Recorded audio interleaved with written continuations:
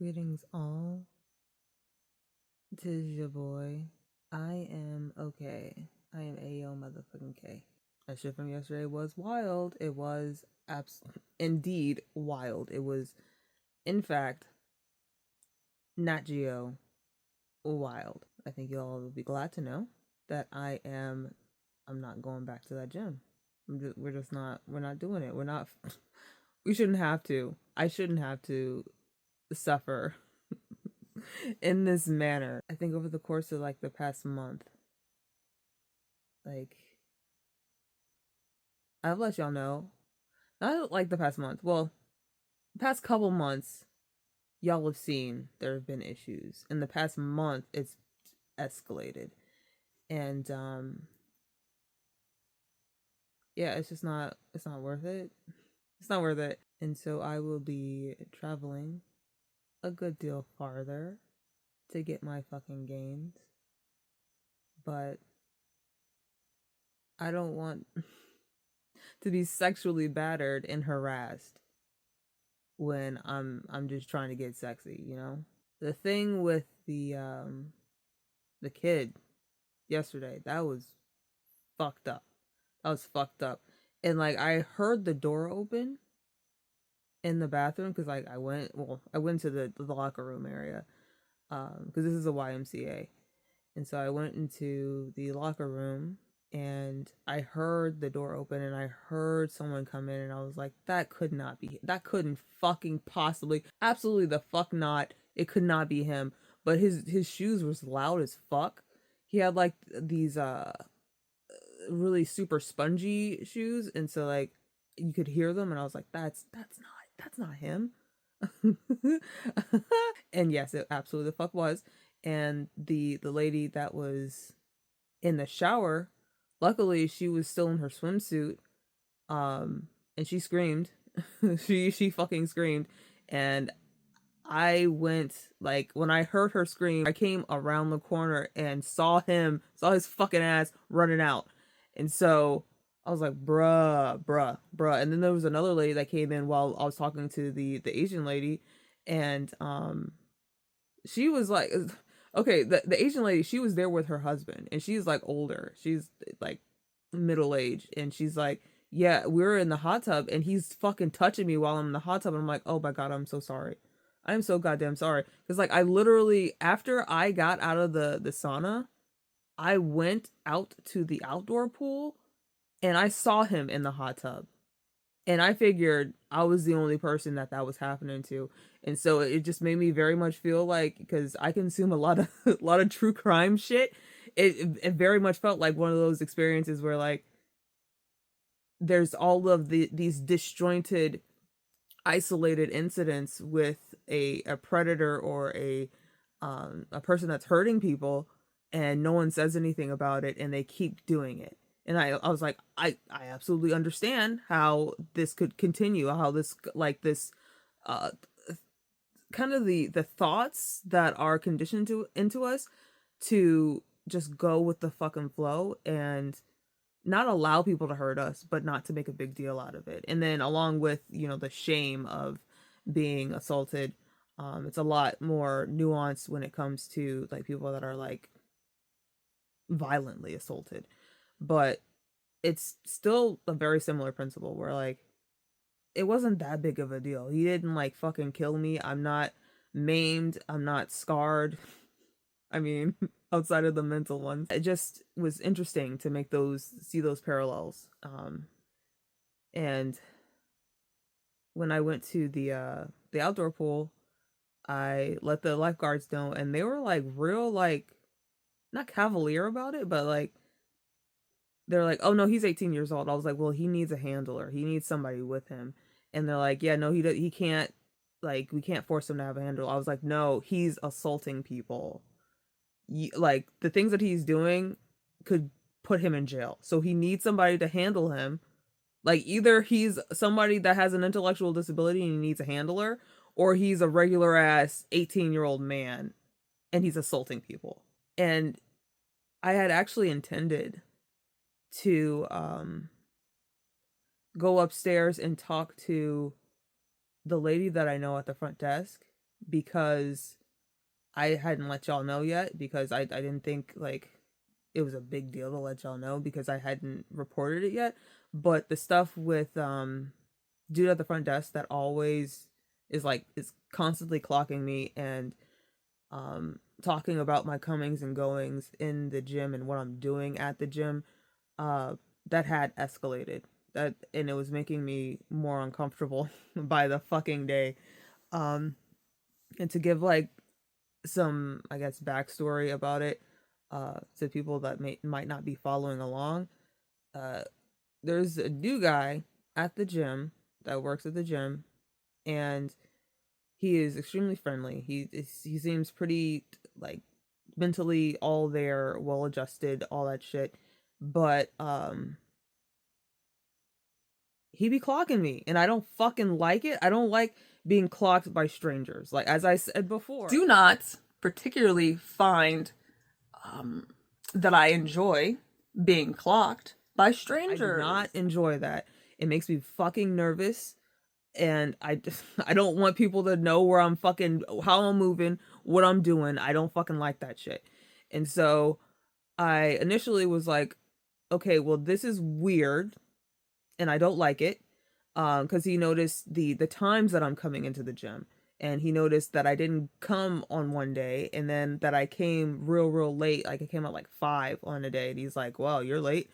And I'm like, I don't like that. And a lot of y'all were saying like, just go ahead and report him. And I was like, well, I mean, that's not like the worst thing. And it could be just friendly, like trying to make me feel like I'm cared about, that like, I don't know.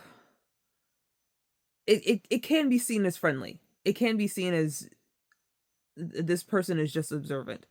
It doesn't necessarily, it could be like customer service is what I'm trying to say. It's within the realm of that. The Y is a family and it's a community and you're a part of it and we care about you. That's what I'm trying to say. But because it's the Y, because it's like a community center, I felt like, I mean, he's just noticing my comings and goings, and we're both like younger people, and so maybe he feels connected to me in a way.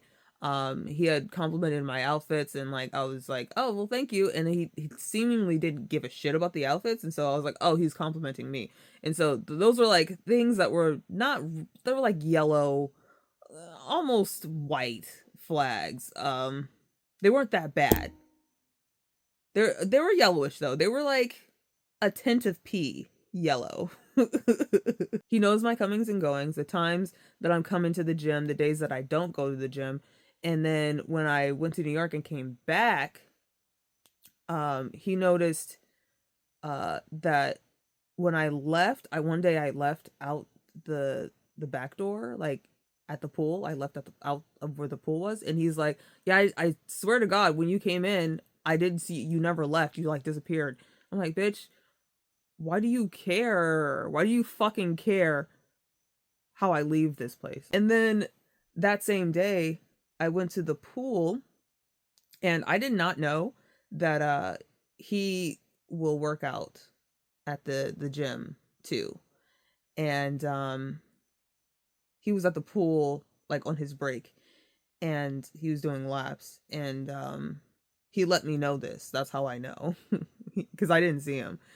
And he said that he noticed me, and I was like, oh cool, that's I mean, that's understandable, because I'll go into the indoor pool and just float. I'll get like a one of those noodle floaties and like hook it over the swim pedestal thing that people jump off of. I'll hook it over that so that I don't float into someone else's lane, or like float too far off from where I'm at, because I'm just really fucking considerate. And he had seen me do that, and he's like, well, I'll let you meditate and, you know, do your thing. So he didn't approach me, but he said that he saw me, and I was like, yeah, this is my home away from home and all that shit. But he goes on to like kind of confuse me a little bit, because like he's like, you were stretching, and so I saw that you were stretching, and I didn't want to bother you after you had been meditating and you're stretching. And I was like, I didn't I didn't do that. I I stretched. I did stretch while I was at the pool, but that was the outdoor pool. The outdoor pool you cannot see from inside the indoor pool. You would need to get out of the fucking pool and stand at the fucking window, and there's like a whole bunch of stuff along this window. You need to look out that window. You would need to stand up and look out that window. And so I was like, that's weird. And I think he just confused what he'd seen me do, because every time I go to the gym, I go to the sauna to activate my muscles, go work out, come back down, hit the sauna one more time, go out to the outdoor pool, and then go into the indoor pool sometimes. I don't always do the indoor pool, but I always do the outdoor pool because I like to be out in the sun. And so when I'm at the outdoor pool, I do my stretching. And he had seen that stretching, not the stretching that I was doing inside, because I didn't do any stretching inside. And it seemed like he wanted me to think that he wasn't watching as much as he was. Along with that, in that same conversation, he notices my hair and he talks about my hair. And I was like, oh yeah, no, it's only been a day. I finished it yesterday. So I had came in the day before. And my hair was down. I don't know how I didn't notice it. It's long as fuck. So I don't know how I didn't notice it. And it's very different from my last hairstyle, but he didn't notice. He noticed it that next day. And I was like, yeah, no, I finished it yesterday and I'm really liking it. And he's like, yeah, it looks really good. And he says black women are like the most beautiful thing on earth to me. And I was like, well, first I was like, what? Wait, what'd you say? And he repeats it. I was like, oh, well, it's much appreciated, because I'm so fucking nice and I don't want to have conflict. But that made me uncomfortable, just because he knows that I'm married and he continues to lay it on. Not thick, but like enough that you notice. And I don't care for that shit. Like, honestly, I stay horny posting. I like to be like ironically horny. But I'm not actually super into being like pursued or being like, it's okay to be complimented. It's okay to have like people say stuff about me and like appreciate me physically and all that shit. That's fine. But when there's like parts of the conversation where there is the pursuit being injected into it, the like, I am interested in you and making you mine. Yeah, I just don't really like when people inject themselves into any into the conversation, into like, black women are beautiful. Fine. To me, black women are the most beautiful thing on earth. A little interested. I don't like the feeling that you're interested in me. Maybe that's why I get super fucking obsessed with idols, because they can't fucking reciprocate. Maybe that's a thing that's on me, but it makes me uncomfortable. So I was going to mention it to my homegirl at the front desk, because I felt like if I said it to a white person, I feel like they wouldn't quite get it and they would think that I was complaining. And like, I will be like, I was intending to complain, but I think there's just kind of a difference between how black men approach and interact with black women compared to white men and white women. There's a difference. And I wanted to talk to her because she would understand the nuance. So I wanted to come to her and ask her, like, hey, is he friendly like this all the time to everybody? Or is it just black women? Or is it just me? And that's what I wanted to know. Because, like, has he gotten complaints about the way he talks to people? Like, again, with the true crime, like, is he a repeat offender? Is this a thing that he does? Or is this, like, just naturally how he is? He also called me figure eight. I forgot about that. He called me fucking figure eight, like, when I came in that same day. And so, yeah, I'm just not going to go back there. Oh yeah, the fucking Enema guy. Y'all remember Enema guy? That was like a week ago? Was it 2 weeks ago?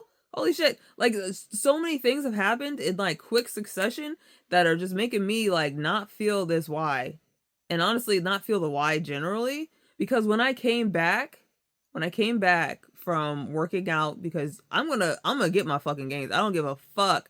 I will compartmentalize that shit and keep it pushing. And I had a really good workout because I was stressed out. But I go back down to the sauna because I'm thinking, like, homie's gone. He has to be fucking gone, right? He's still there. And they reported him. The two women that I was talking to, the Asian lady and the white lady, in the locker room went out and talked to the lifeguards. They talked to them about it. And I don't know what the fuck happened. And his mom was there. And when I get downstairs and go out to the outdoor pool, lo and motherfucking behold, there he is with his mom. And I'm like, holy shit. Y'all do not give a fuck. Y'all don't care. Y'all don't care. Like, at least tell them to go home for the day. Like, holy shit. He literally committed a crime. He was touching me in ways, like, I was so fucked up. Because I was scared. Because, like, I'm in the sauna and it's just me and him. And I'm like trying to tell him, like, this is not how friends interact with each other. If you were trying to be my friend, please stop. And god damn. I really hope that his mom figures out how to handle him. Cuz like I don't think it would end in someone being hurt. Well, I guess it already has. But he doesn't seem to be violent. But if he has enough interactions with people where they have a violent response, who the fuck knows how his whateverness will evolve. That shit scared me. I'll be fucking honest. That shit scared me. And so I'm not going back. And I think for good reason. And it a little bit like makes me like kind of a little bit like I don't want to fucking go out and experience the world. I don't want to do shit cuz like this happens to me kind of too often to feel comfortable entering the world. But I got to. I can't, and like I don't even know if I would do it out of spite. It's just I have to enter the world in order to exist within it. Jesus fucking Christ. I'm going to a different gym. And I'm going to start doing that today. And so I'm excited about new beginnings. Hopefully the sauna is nice. And hopefully there's people there that will respect my boundaries and not fucking harass me. And even if that happens, hopefully the people that work there will give a shit. Wowzers.